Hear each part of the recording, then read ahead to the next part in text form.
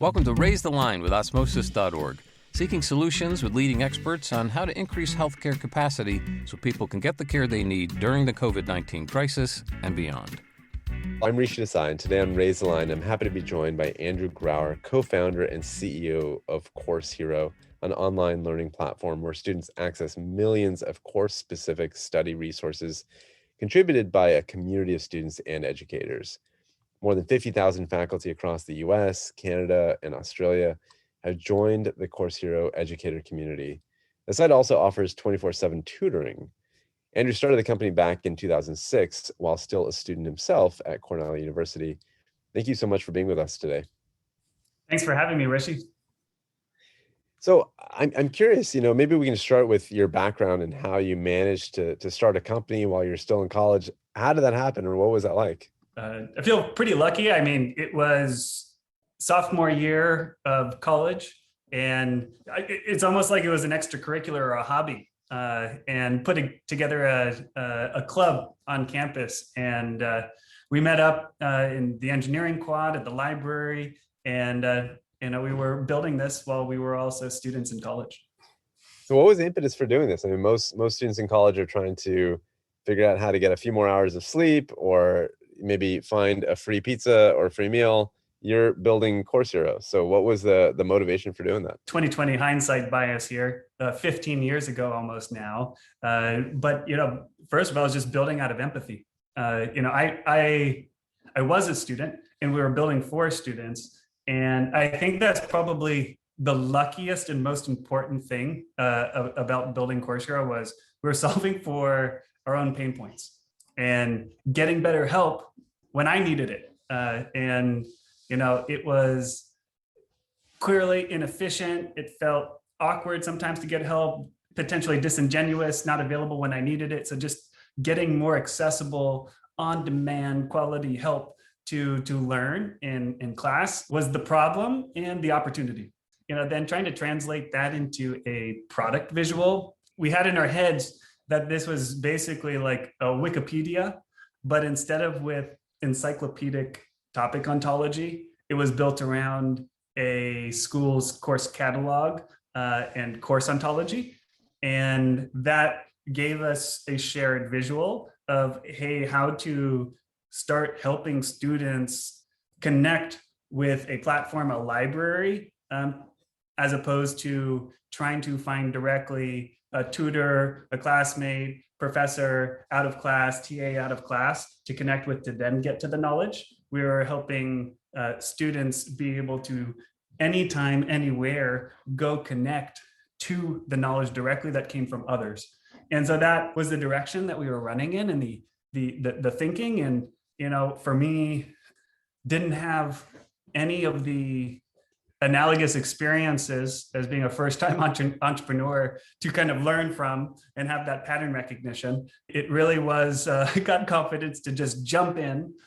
Around that time, I was taking a lecture series course, entrepreneurship lecture series course at Cornell, and it brought in a number of successful alumni that were speaking about how they built these large, successful, complex organizations. But if they really rewound to the beginning, it was all very simple. And these things that become really complex over time is just a compounding set of simple decisions throughout time. And here, successful people come in and just tell me, the most important thing is to just, do it. And I don't know if they were channeling their Nike there to just do it. And then once going, just keep going. That was powerful. It's one of the things that still sticks with me of, hey, how did I jump in and get going, even though I knew so little at the time? So a couple of interesting ideas you brought up, this idea of compounding simple ideas. That's a really cool way of framing it. The other thing that you said is that you put an ontology together because you kind of had this idea of what you saw with Wikipedia and kind of morphed it into what you needed. It's one thing to create an ontology when nothing exists, but that's not the situation that you had. You had a framework of school and professors. And so how did they reconcile an existing ontology with this kind of new one that you were trying to kind of superimpose? How did that go over?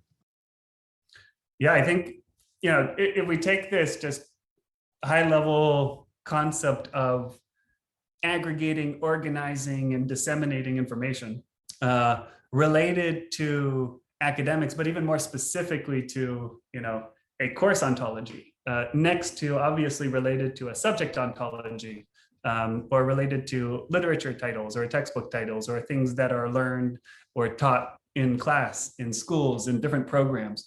That concept was really powerful. There already has been, lots of different libraries and platforms and corpuses of content available in the world, but trying to figure out, how do you take these relatively siloed and inefficient structures of content that students have, teachers have, are shared to limited audiences, very limited audiences, for short amount of time, and then there's so much wastage. It's always been about, like, how do you create an ecosystem and a set of incentives to want different players to participate. And I know, one of the pieces of advice that was given to me at the time was, Andrew, if you build it, they will come. And this was back in the time of YouTube or Google, relatively early days. I took it as maybe some of the worst advice I'd ever gotten, because as soon as we launched, they did not come. I think for us, really thinking about what is really going on in students' heads, tutors, educators, and figuring out what would make them want to participate on the platform. It really became an ongoing way of thinking to inform product development over time. It's a really interesting story, and I've often heard the exact same advice: if you build it, they will come. And they didn't initially, but now they have. So what changed? Like, what was it that you guys did differently? What was it that learners then kind of evolved? Maybe just time, marketing. Like, what was it that caused them to initially not come and then come? You mentioned time, and I think having a dream is super powerful. I think it energizes me. It energizes those on our team about, why are we doing this in the first place? How do we make a more open, larger, accessible platform that provides tutoring-like help, support to millions and millions of students? Like, that's an amazing dream, to provide better, more affordable access to learning and teaching. That's powerful. But then when you bring it back to today, or launch time, at any moment in time, today versus dream is such a dichotomy. And I think being willing to do a lot of small steps is key. I really think that grittiness on top of passion is super important for aggregating content, building tools, building services, iteratively trying to figure out what drives traffic, what is a go-to-market strategy, letting it bake and marinate, if you will, and then figuring out what is a business model on top of that. And once you even have that sort of flywheel of content and tools to distribution, to subscribers, to more contributors, and letting it compound over years, that's so easy to say, but so hard to do. So I think really being proud of small wins, I'd say, in terms of, search engine optimization, conversion rate optimization, user research that then leads to a new feature, multiple failures, but then one successful one, even if it's a 5% win in terms of user satisfaction, in terms of traffic. The thing is that it ultimately makes the platform better and better over time, is a way to connect kind of short-term wins with building towards a long-term vision. When you describe this to students, or when you talk to faculty, how do you explain it to them so that they can kind of take the world that they know? Course is in the name. And so I can wrap my head around that. Let's say as a student or faculty, I'm like, yep, I've done it for 10 years. I know what a course is. Walk me through what Course Hero is in a way that I can really tangibly understand. Like, what would that sound like to a student versus a faculty, and how different are they? Course Hero helps you in your courses. It helps students get unstuck. A lot of those times when you're raising your hand in class, or don't feel comfortable raising your hand in class, or then you're working on your problem set and you're stuck on question 6 and problem set 8 of your linear algebra 192 class, and you're stuck there and you don't know where to start, or you think but you're not sure. How do we provide on-demand tutor-like access, and trying to build it so that we are fast, we're quality help, and we're affordable help? That's what we want to be. Is you're stuck on homework, you need help, we're personalized help on demand, in a quality way, an affordable way. That's what we want to be building, is better content, better tools, better services to do that. Is what Course Hero strives to be for students, or whether it's practicing for an exam, whether it's working on a different lab or paper, we're here to help. And for faculty, we've been building out a platform that now has over 60,000 now US college instructors on the platform. And what we do for them is, similarly to students getting stuck, educators need to find and create teaching materials, assessment materials, and then deliver. And so we're also building a platform that is not just learning resources, but teaching resources on it to help faculty. And what we also believe in is amplifying great teachers and great teaching resources. So a lot of what we've built out over time is a set of resources to recognize and celebrate amazing teachers and their resources, so they can teach their class, but also across classes, across campuses, across geographies, is how we connect the idea of a repository of resources for educators to help other educators, but also students locally, but also nationally or globally. Through COVID, I know that it's been obviously really disruptive with students, figuring out what to do with their classes and whatnot. In some ways, I feel like it's even more disruptive to faculty and educators. And I think having that network seems like it'd be quite useful. Have you seen interesting, maybe unexpected things out of this educator network through this last year and a half, while everyone's kind of trying to figure out how to deal with COVID-19? Yeah, especially when it was just starting. A lot of faculty were asked to go online in a really short amount of time. And many educators actually never taught online before. And they had to go learn and teach a class fully remotely in a short amount of time, put the class together, and in many cases never even have done a class before online. So for us in the educator community that we facilitated and built on Course Hero, we almost did a set of office hours, if you will, for educators, and take faculty who already have developed expertise through their experience teaching online and connect them with other educators, and host a number of events, share their resources to facilitate a fast learning curve for teachers, creating a better experience in their teaching environments for their students. Yeah, that was a huge burden, and a huge amount of stress was not just put onto students, but on these amazing educators who are trying to do the best in the moment. And what we saw was an explosion of usage from educators on the platform, searching so many more resources online for themselves, helping to create better classes, whether it's searching presentations, assessment materials, syllabi, and many other types of resources to be able to teach their classes better, in addition to trying to reach students on the platform, or students also needing so much more remote help when they're in a remote learning environment. And what about parents? I'm just thinking out loud here, but do you see a lot of homeschooling happen where parents jump on, they use Course Hero as a supplement for what they're doing and teaching their students in a home environment? Does that happen? Yeah, I don't have immediate specific metrics on it, but we do know that there's a lot more at-home learning and facilitated by not just high school students in this case, but also the parents. It's hard to put data to that on our platform explicitly, but it's definitely something that has grown. It might regress to an average a bit, but I think that will also continue to be a macro trend that happens through COVID and afterwards. So if I'm a higher ed institution, 50 years ago, a lot of my value was in my brick and mortar lecture halls and the magic that was happening in those halls. And when you were at Cornell as a student, you felt pain. I think that's the word you used, pain point. And so a lot of brick and mortar institutions, higher ed institutions, are changing their value proposition, right? They can't be what it used to be 50 years ago. What do you think are some of the trends that maybe got accelerated by COVID, but are some of the macro trends in higher ed specifically that you're noticing that probably won't regress after COVID is over? Related to my previous comment, I do think that crises tend to accelerate change, things that have already been in motion, and they will continue post-crises. In the case of remote learning, it's been a decade-long trend of more institutions hosting more online classes and more fully online institutions sprouting up and growing.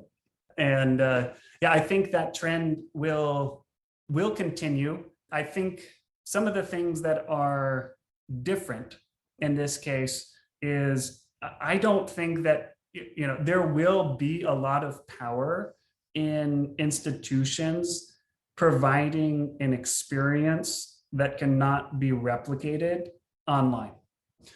I think that people actually undervalue the speed at which actually institutions responded to the COVID environment.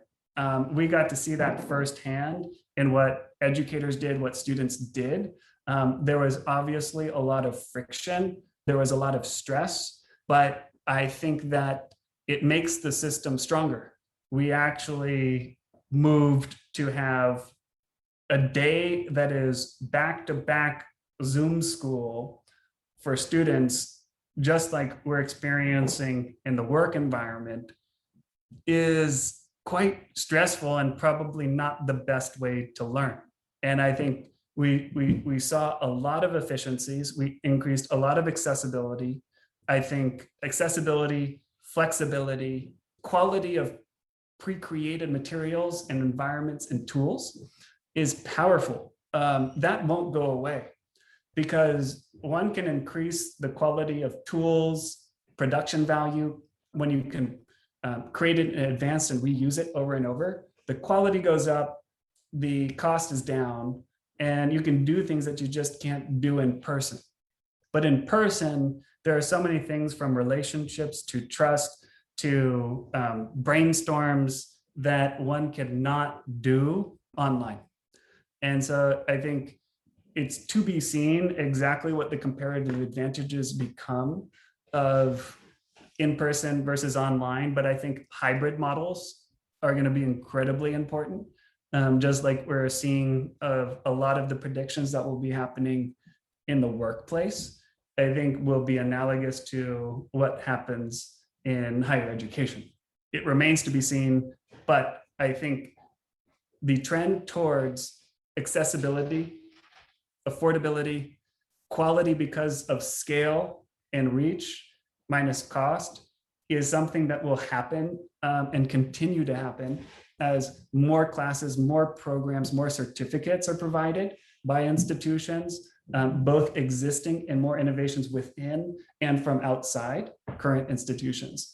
And then I also think that the opportunity for in-person will continue to be strong.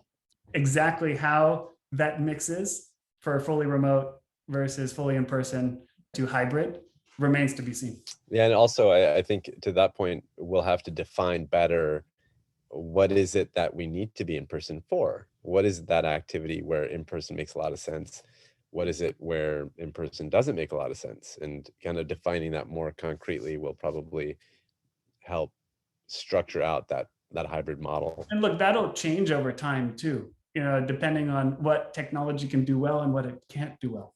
And whether you can create a great lab experience online, there's innovation happening there versus what you can't do. What sort of conversations and relationships can one build online versus what's better in person? It will be an interaction. I think a lot of other challenges have been surfaced, with regards to equity. I think, the COVID-19 pandemic has hit different minority groups much harder. And it's concerning what will happen to public funding for community colleges. And, there's already been a macro trend of what happens to smaller liberal arts colleges and programs. And these are really difficult, complicated topics with regards to the impact of accessibility and affordability for different types of students. I do get very excited, though, about the opportunity of different institutions combined with different technologies to be able to provide more access to great teachers, great content, great tools in a way that it's inherent in the model that more students is better impact and better business, as opposed to rewarding exclusivity and yield rates.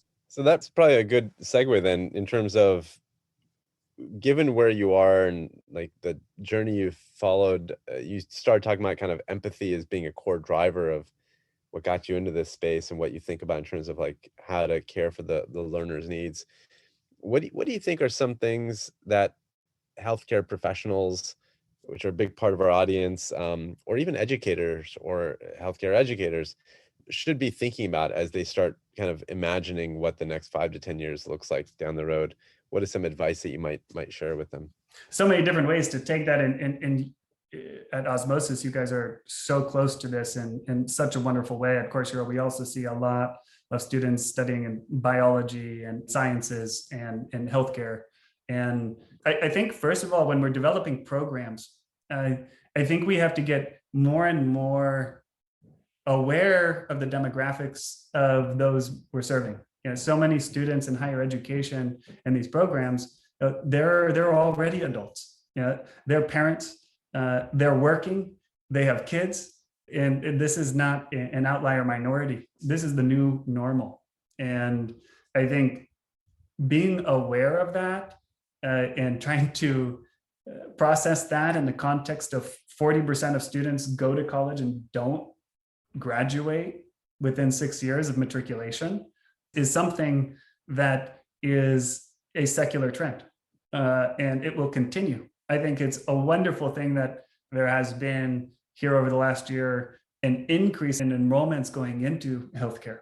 That is wonderful to see that sort of humanity in response to a health crisis nationally and globally that people are running at the problem and want to dedicate their lives to help. On a more individual level, all I can share is a set of values that I believe in, which are, I think, being a dreamer, being optimistic, but also being willing to be gritty and persistent to make progress towards the dream through lots of challenges, lots of up and down, and learning from it along the way is not necessarily subject specific. It's really a way of thinking, a way of acting, is something that I do think is apropos for any student from my perspective. That's really good advice. And I think that is probably a great place to leave it, because I think, you set a good example with your own career and your journey. Anyone that knows your story, as you've told it just now, can see how they could potentially model themselves after what you've done. And I think it's really cool that you started with the pain point, and instead of doing what I did, and frankly, almost everyone does, which is complain, you sought out to find a solution.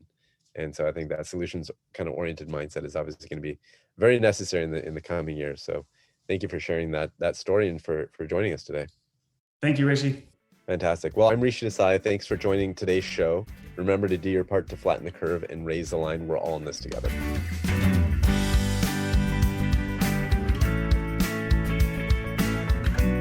For more information on how you can help raise the line and flatten the curve, go to osmosis.org/COVID-19.